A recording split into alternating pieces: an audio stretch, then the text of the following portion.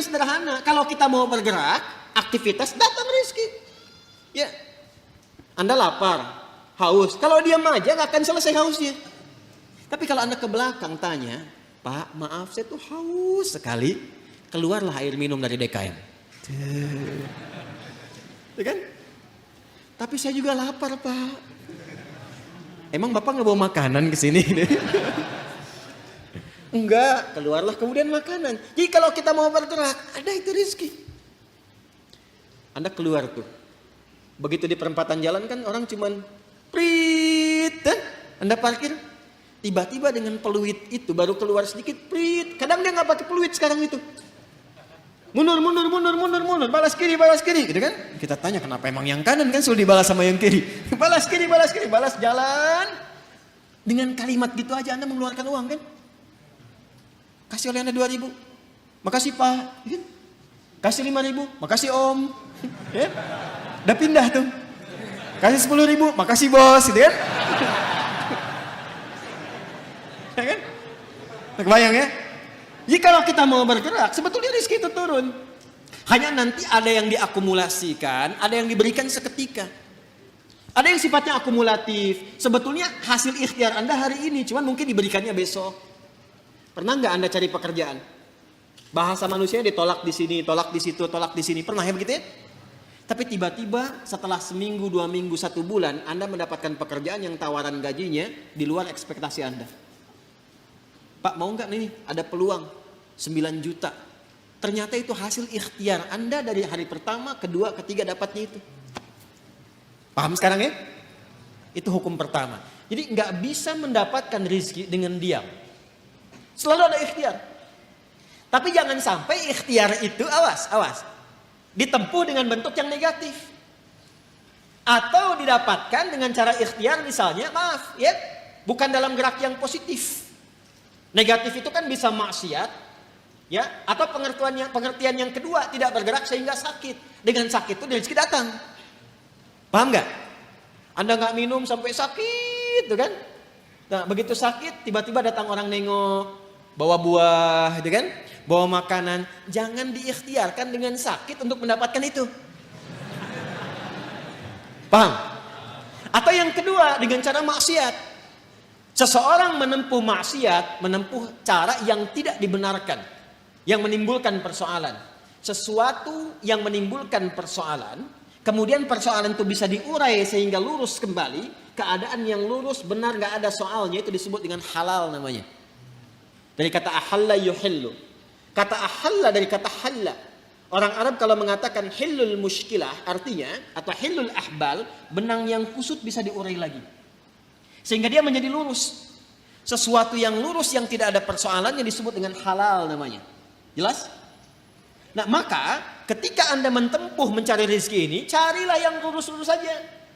Cari yang lurus, jangan cari sesuatu yang membuat kehidupan Anda jadi kusut.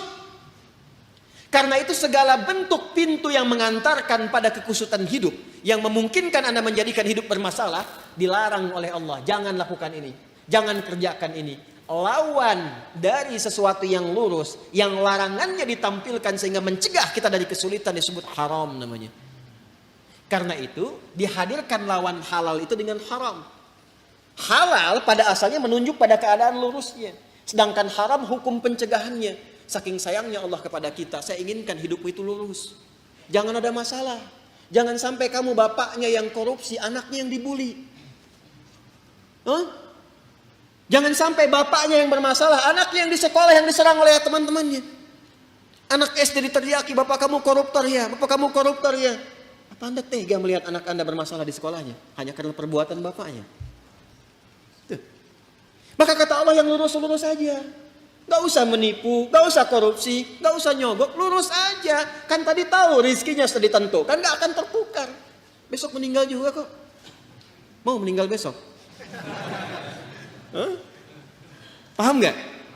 Paham sampai sini ya? Nah, kalau sudah paham, kalau sudah dapat yang itu, cari yang baik-baik untuk tubuh kita.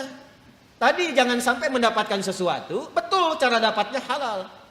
Cuman mengonsumsi yang lain yang kira-kira nggak sehat untuk tubuh. Dapat harta dengan halal, beli durian. Durennya bagus, tapi kalau makan duren 100 biji, kan masalah. Maka idealnya dapatkan dengan cara yang benar, konsumsi dengan cara yang menyehatkan. Cara yang menyehatkan itu bahasa Arabnya thayyib. Dari kata tabba, ya kan? Orang yang berkontribusi membantu supaya sehat disebut tabib. Bahasa kitanya dokter. Maka Allah tegaskan supaya kita nggak banyak nanya lagi, kulu mimma fil ardi halalan. Itu maksudnya. Halalan thayyibah. Ya. Jadi mencari rezekinya di mana? Halo? Di langit telah ditetapkan rezeki. Diturunkan ke mana? Ke bumi. Maka cara kita berikhtiar, ikhtiarnya di mana? Di bumi. Tapi apakah mungkin mencari rezeki di bumi, semuanya bumi kita kelilingin? Tidak kan? Karena itulah ayatnya mengatakan mimma, singkatan dari min dan ma, di setiap tempat yang mampu engkau pijak. Jadi kalau misalnya Anda merasa nggak ada peluang di sekitaran ini, pindah. Kan Bekasi luas. Itu baru Bekasi. Nggak ada di PTM pindah PJS, nggak ada PJS pindah Greenview, nggak ada di sini pindah Pekayon. Pekayon aja masih luas. Nggak ada di selatan pindah utara. Nggak ada utara, pindah timur. Ya kan? Nggak ada di timur, pindah dari kota ke kabupaten, Kabupaten Bekasi. Nggak ada di situ, geser, pindah Depok. Nggak ada Depok, pindah. Banyak sekali tempat bisa dipijak. Jangan jadikan alasan ketika nggak menemukan di satu tempat, Anda berbuat maksiat. Bukan Anda di sana maksudnya ya, ini contoh aja umum. Jangan jadi alasan, kalau Anda tidak mendapatkan di satu tempat, jangan jadikan pijakan itu untuk berbuat maksiat. Aduh, udah sekarang susah Ustaz jadi yang halal, itu aja yang haram susah. Kenapa sih harus selalu banyak alasan? Allah sudah menjamin, kenapa manusianya bikin susah? Paham sampai sini?